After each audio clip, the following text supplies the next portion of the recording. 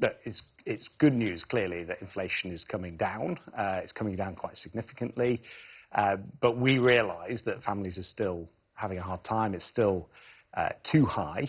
The Bank of England target is clearly 2%. But yes, we are pleased it's going in the right direction, but we are most certainly not complacent. Inflation rarely goes down in a straight line.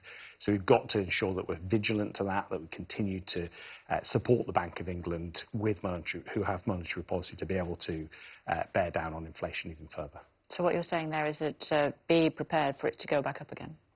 Well, we rarely see inflation going in a straight line down, yes. So it can go up and it can go down, but what we are clearly seeing now is that inflation is coming down significantly from the peak of 11% to what it is today, 4.6%, and that is a good thing because this affects everybody in the country with their bills. It affects people when they go to do their shopping, and so clearly this is good news, but we've got further to go and we're not complacent about it by any means. Forgive me, I'm just looking at my phone because we've just heard from the Prime Minister. He says, we must stay the course to continue to get inflation all the way back down to 2%, saying that just a few moments ago. When will it get there?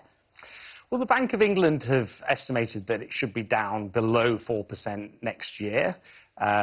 We look at forecasts all the time, but what we can do in the Treasury is just make sure that fiscal policy, the policies that we have control of, align with the action of the Bank of England with interest rates. So that means making difficult decisions sometimes, not to exacerbate inflation, not to push it up. So difficult decisions on public sector pay, for example, to increase borrowing. And there's other levers that we've had available to us. So when we had the spike in wholesale energy gas prices, we introduced the energy price guarantee, for example. Down to 2%?